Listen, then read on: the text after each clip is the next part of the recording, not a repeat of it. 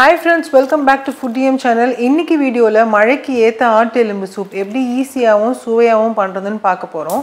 முதல்ல அடுப்பு ஆன் பண்ணிட்டு ஒரு குக்கர் எடுத்துக்கோங்க. இன்னைக்கு வந்து 250 கிராம் வந்து நான் ஆட்டு எலும்பு எடுத்துர்க்கேன். அதுக்கு ஒரு 3 கிளாஸ் தண்ணி ஊத்திக்கலாம். இப்போ வந்து ஒரு 1/2 ஸ்பூன் வந்து நான் உப்பு சேர்த்துக்கிறேன். 1/2 ஸ்பூன் வந்து மஞ்சள் தூள் சேர்த்துக்கிறேன். இப்போ வந்து குக்கரை வந்து மூடிட்டு ஒரு 20 ல இருந்து 25 நிமிஷம் நம்ம நல்லா வேக வச்சு எடுக்க போறோம்.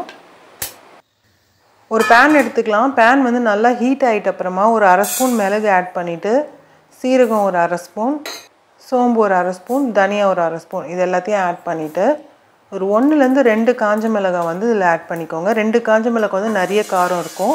நான் இன்னைக்கு வந்து ஒரு காஞ்ச மிளகாய் தான் ஆட் பண்ணியிருக்கேன். இது நீங்க வறுக்கும்போதே நல்ல வாசமா இருக்கும். இது நல்லா ஒரு brown light brown color வரும்போது நீங்க எடுத்துட்டு தண்ணி ஊத்தாம தான் நீங்க வந்து இத அரைக்கணும். சோ இந்த மாதிரி வந்துட்ட அப்புறம் நம்ம ஸ்டவ் ஆஃப் பண்ணிடலாம். இது நீங்க கடாயிலயும் செய்யலாம் இல்லனா மண் பாத்திரத்திலும் செய்யலாம். இன்னைக்கு வந்து மண் பாத்திரம் தான் எடுத்துர்க்கேன். ஒரு 2 டீஸ்பூன் வந்து எண்ணெய் ஊத்திக்கலாம். ஒரு 10 சின்ன வெங்காயத்தை வந்து கட் பண்ணி வச்சிருக்கேன். அதையும் இதல ஆட் பண்ணிட்டு இது நல்லா வதக்கி விடணும். இது கூடவே வந்து கறிவேப்பிலையும் ஆட் பண்ணிக்கோங்க. ரெண்டுத்தையும் வதக்கி விட்டுருங்க.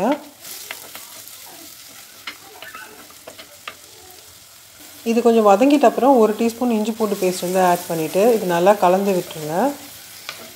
இஞ்சி பூண்டு பேஸ்டோட வாசனை போயிட்ட அப்புறமா தேவையான அளவு உப்பு ஆட் பண்ணிட்டு ஒரு தக்காளி நான் வந்து கட் பண்ணி வச்சிருக்கேன். அதையும் இதல ஆட் பண்ணிட்டு நல்லா mix பண்ணி விடுங்க. தக்காளி வந்து நல்லா மசிஞ்சு வரணும்.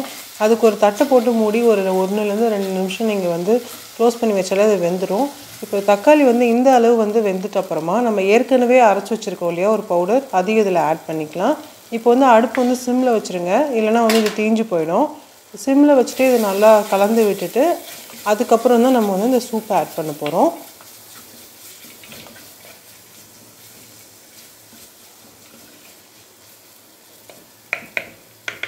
ஆட்டு எலும்பு வந்து நல்லா வெந்திருச்சு. இப்போ வந்து இதல ஆட் பண்ணிக்கலாம்.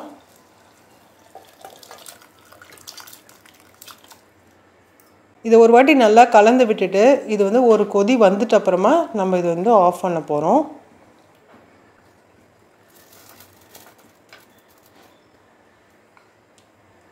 இந்த ஸ்டேஜ்ல வந்து உப்பு செக் பண்ணிக்கோங்க. நல்லா கொதி வந்துட்ட அப்புறமா கொத்தமல்லி தூவிட்டு அதுக்கு அப்புறம் இறக்கிடலாம். இந்த சூப்பை வந்து நீங்க ஸ்டார்ட்டராவும் சாப்பிடலாம் இல்லனா சாப்பாடு கூடயும் சாப்பிடலாம்.